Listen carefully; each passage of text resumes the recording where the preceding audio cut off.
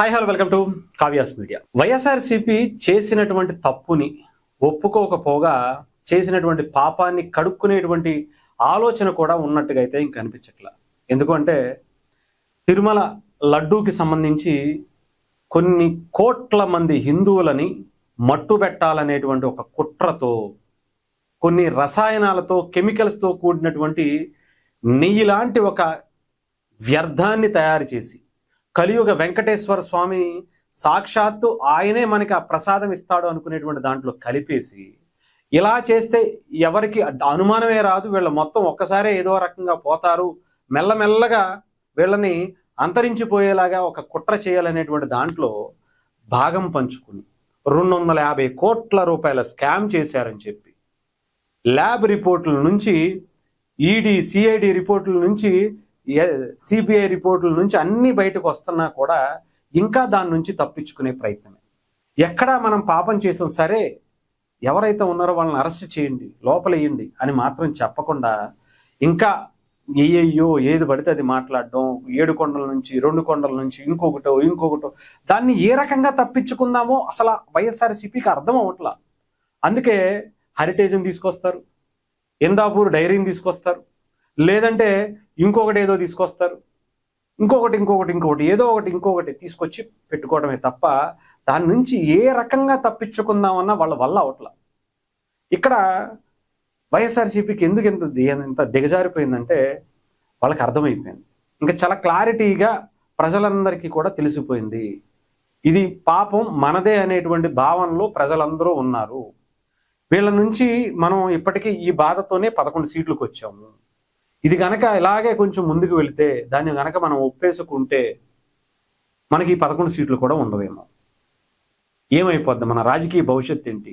కొన్ని వేల కోట్లు తండ్రిని అధికారంలో ఉండగా అడ్డం పెట్టుకుని కొన్ని వేల కోట్లు సంపాదించుకున్నటువంటి, అక్రమంగా ఆస్తులు సంపాదించుకున్నటువంటి అవన్నీ మళ్ళీ కొట్టుకుపోతారేమో. అవన్నీ కాపాడుకోవడం కోసం మనకి అధికారం అవసరం. ఏదో ఒక రకంగా తిరిగి వాళ్ళ మీదే జల్లుదాం. హెరిటేజ్కి బోలేబాబా డైరీకి ఏదో లింక్ ఉన్నదని సృష్టించాలి, కానీ అది ఎక్కడా దొరకట్లా.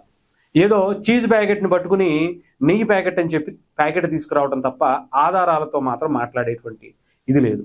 అసెంబ్లీకి వచ్చి మాట్లాడదాం అంటే అక్కడ సాక్ష్యాలు అడుగుతారు.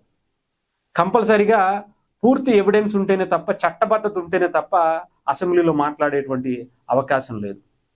అందుకని బయటకు వచ్చి మాత్రమే చీజ్ ప్యాకెట్లు ఇంకొక దాన్ని సాక్ష్యాలుగా చూపించవచ్చు. ఎందుకంటే అసెంబ్లీ లోపలైతే డాక్యుమెంట్స్ కావాలిగా, అందుకని దాని గురించి లోపల మాట్లాడడం జరగదు. వాకౌట్ చేసి బయటకు వచ్చేస్తాం.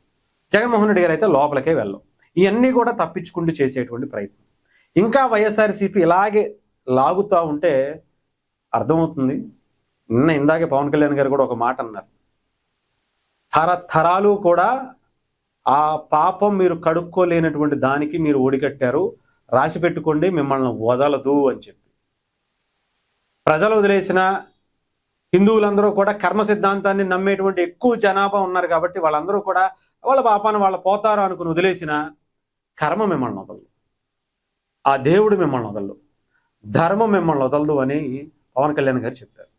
నిజంగా నేను చెప్తున్నాను కదా, మీరు బయటకు వచ్చి ఆ పాపాన్ని కడుక్కోవడం కోసం కొంచెం ముందుకు వచ్చి జరిగింది తప్పు, దీనికి బాధ్యులు ఎంతటి వాళ్ళైనా సరే, మా పార్టీ వాళ్ళైనా సరే మేము 100% మీకు సహకరిస్తాం, వెంటనే వాళ్ళని శిక్షించండి అని హుందాగా బయటకు వచ్చి ఒక్క స్టేట్మెంట్ ఇస్తే చాలు. కనీసం మీకు నెక్స్ట్ ఎలక్షన్స్లో ప్రతిపక్ష పాత్ర అయినా సరే వచ్చేటువంటి పరిస్థితులు ఉంటాయి. లేదా రాజకీయాల్లో ఒకప్పుడు జగన్మోహన్ రెడ్డి గారు అనేటువంటి వ్యక్తి ఉండేవాళ్ళట, వైఎస్ఆర్సీపీ పార్టీ అనేది ఉండేదట అని చరిత్రలో చెప్పుకోవాల్సినటువంటి పరిస్థితికి వచ్చేస్తుంది. గుర్తుపెట్టుకుని అనవసరంగా ఇంకా లాగి ఇంకా పెంచకండి. మీకు అర్థమైపోయింది ఏ రకంగా దీని నుంచి తప్పించుకుందామన్నా మీ వల్ల కావట్లా. 7 కొండలని 3 కొండలని, అదిగో రాజశేఖర రెడ్డి గారే జీవో ఇచ్చారని. అసలు రాజశేఖర రెడ్డి గారు ఇక్కడ ఒక్కటి అర్థం కావట్లా, రాజశేఖర రెడ్డి గారు జీవో ఇవ్వాల్సినటువంటి పరిస్థితి ఎందుకు వచ్చింది?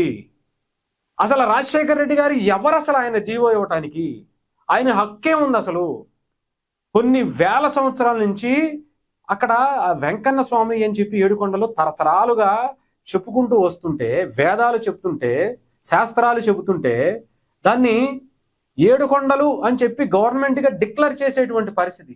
బ్రిటిష్ వాళ్ళు కానీ ముస్లిం రాజులు కానీ ఎంతో మంది ఉన్నారు కదా, వాళ్ళెవరూ కూడా డిక్లరేషన్ చేయకుండా అదే కొనసాగిస్తూ వచ్చారు. కానీ ఎందుకు రాజశేఖర రెడ్డి గారి దగ్గరికి వచ్చేటప్పటికి ఆయన జీవో ఇచ్చేటువంటి పరిస్థితి ఎందుకు వచ్చింది అంటే, అక్కడ 7 కొండల్ని 2 కొండలు చేద్దాం అనేటువంటి ఆలోచన వచ్చింది కాబట్టి, అక్కడ పెద్ద ఎత్తున విమర్శలు తిరస్కరణ వచ్చింది కాబట్టి, దాన్ని సరిదిద్దుకోవడం కోసం ఎస్ నేను జీవో ఇచ్చేస్తానా, దీని జోలికి మనం వెళ్ళకూడదు, చాలా పెద్ద ప్రాబ్లం వచ్చేటువంటి పరిస్థితి ఉంది అని తెలుసుకున్నారు కాబట్టే అక్కడ జీవో రిలీజ్ చేయాల్సినటువంటి పరిస్థితి వచ్చింది. జీవో రిలీజ్ చేసి మన చిత్తశుద్ధి కనీసం తప్పించుకునేటువంటి ప్రయత్నం మనం చేద్దాం అనేటువంటి భావనలో ఉన్నారు కాబట్టి జీవో రిలీజ్ చేశారు. ఎవరో పట్టించుకోకపోయింటే ఎప్పుడో లేపేసేవాళ్ళు. అర్థమైందా? కొంచెం తెలుసుకోండి. ఇంకా లాగితే సోషల్ మీడియా జమానాలో చాలా వరకు బయటకు వచ్చేస్తున్నాయి. కనీసం అనవసరంగా కొంచెం అవి బయట పెట్టేసుకోకుండా మీ నుంచి మీరు ఇంకా కాస్తో కూస్తో మా దగ్గర కూడా నిజాయితీ ఉందనేటువంటి ఆలోచన ప్రజలకు కల్పించాలంటే బయటికి రండి. జస్ట్ ఒక చిన్న స్టేట్మెంట్ ఇవ్వండి, మేము చేసింది తప్పే, తప్పులో ఎవరు భాగం పంచుకున్నా వాళ్ళకి 100% శిక్ష పడాల్సిందే, మేము సహకరిస్తాం, కలియుగ వెంకటేశ్వర స్వామి జోలికి ఎవరు రాకూడదు అనేటువంటి ఒక స్టేట్మెంట్ ఇవ్వండి, చాలంతే.